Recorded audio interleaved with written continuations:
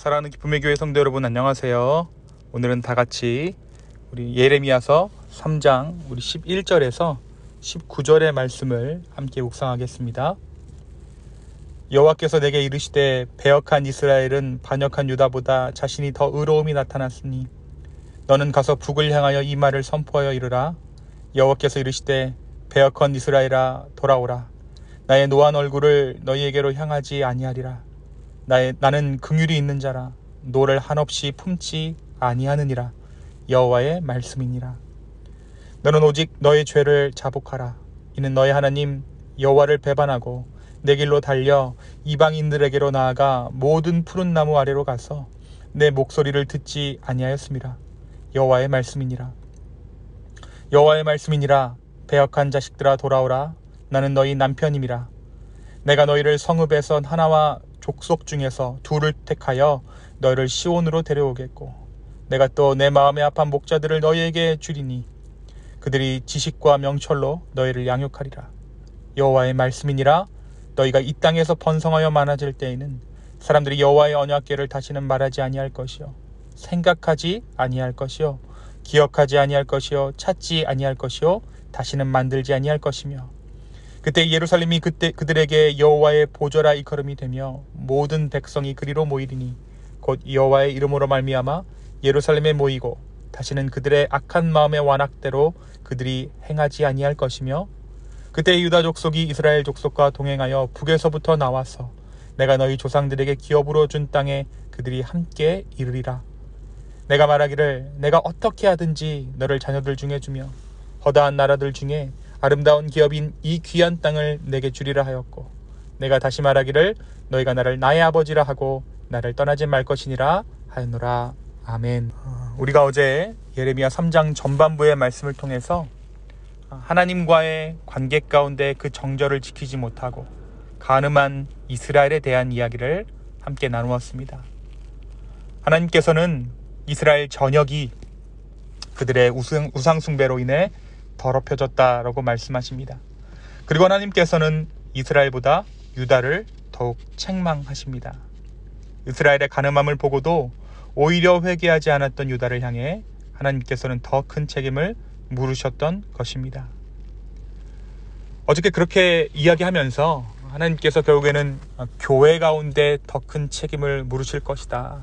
교회 가운데 세상의 책임을 물으실 것이다. 세상 타락의 책임을 물으실 것이다 라고 어제 말씀 가운데 함께 나누었죠. 그런데 하나님께서 세상 타락의 그 책임을 교회 가운데 물으실 뿐 아니라 회복 또한 교회 가운데 먼저 선포하실 것이다 라는 것이 오늘 말씀 가운데 드러나고 있습니다. 바로 오늘 말씀 가운데에서 하나님께서 그럼에도 불구하고 유다와 이스라엘에게 돌아오라 라고 말씀하시기 때문입니다. 그나마 더 의로운 유다를 향해 이스라엘을 향해 외쳐라.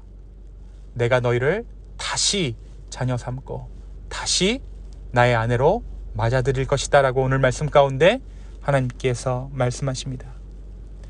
어쩌면 이 메시지가 하나님의 본심, 하나님의 진정한 마음인지도 모르겠습니다. 하나님은 나를 배신한 자녀들아 돌아오너라 라고 말씀하시고 내가 너희의 보호자다 라고 말씀하십니다. 여기서 우리가 눈여겨보아야 할 부분은 이 이스라엘 백성들이 이 유다가 돌아오는 것을 하나님께서 마냥 기다리는 것이 아니라 하나님은 친히 각 성읍마다 그리고 가문마다 사람을 택하셔서 그들을 시온산으로 데려오겠다라고 말씀하세요. 그러니까 하나님께서는 하나님을 배신한 이스라엘을 향해 회복의 계획을 가지고 계신다라는 것이죠. 하나님이 친히 그 회복의 계획에 따라 이들의 회복을 이루시겠다라고 오늘 말씀 가운데 이야기하고 있는 것입니다. 그리고 나서 하나님께서는 그들에게 조금 더 구체적인 회복의 계획에 대해 나누어 주십니다. 그들의 마음에 맞는 목자를 세우고 그들이 이스라엘을 훈계로 양육하게 될 것이라고 하나님은 말씀하십니다. 그리고 나서 16절은 그들이 온전히 회복하고 난 후의 상황을 이야기합니다. 너희가 이 땅에 번성하여 많아지면 아무도 다시는 주의 언약궤를 말하지 않을 것이다 라고 하나님께서 말씀하세요. 사실 이 16절의 말씀은 꽤나 의미심장합니다. 이 언약궤를 생각조차 하지 않게 될 것이다 라는 말씀은 더 이상 그들이 어떠한 강제성에 매여서 하나님과 관계하지 않게 될 것임을 말해주고 있어요. 이스라엘 백성들은 언약궤를 생각할 때에 하나님의 신실함보다는 만지면 죽는 절대 존엄의 존재로, 심판의 존재로 이 언약궤를 여겨왔습니다.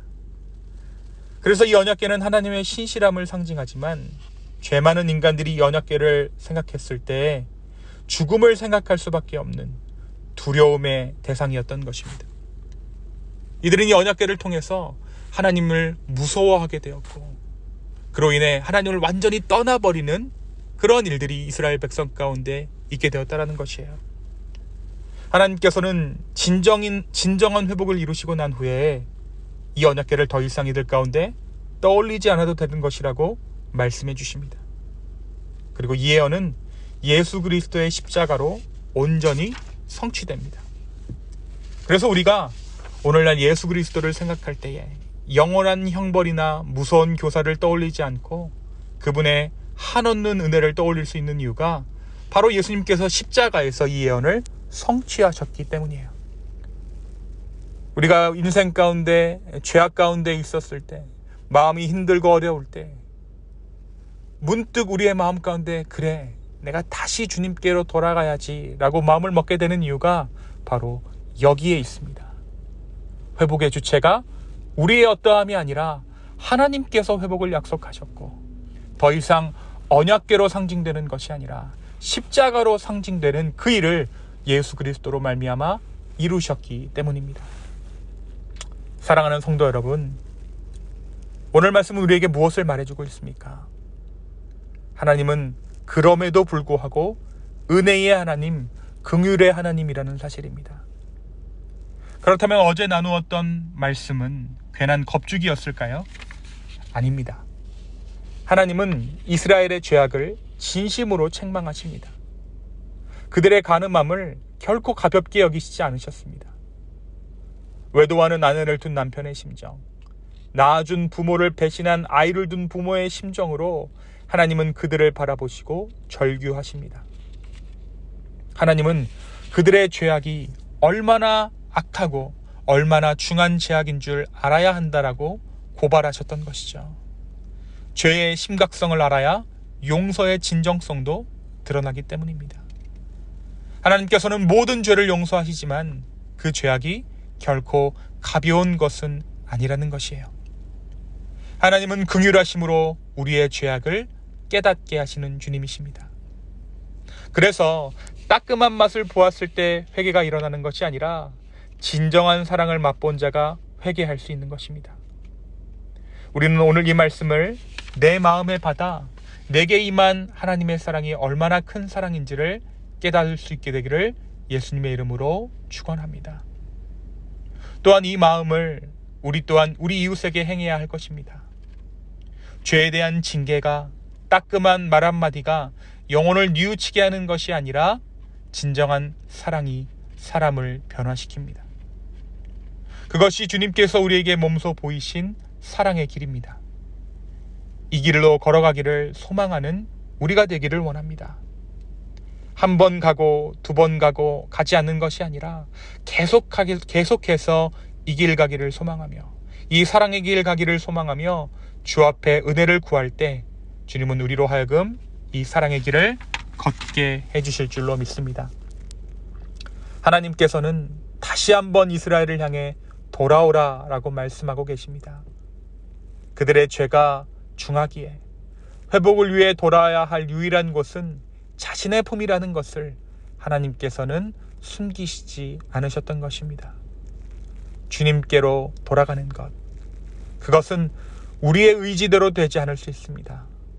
다만 오늘 이 아침에 주님께 온전한 은혜를 구하며 우리의 마음 상태를 그대로 올려드릴 수 있다면 그것이 우리에게 오늘에 합당한 은혜인 줄로 믿습니다.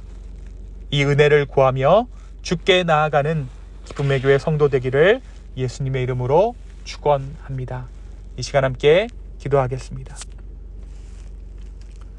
주님, 우리의 마음을 아버지 앞에 다시 한번 올려드립니다.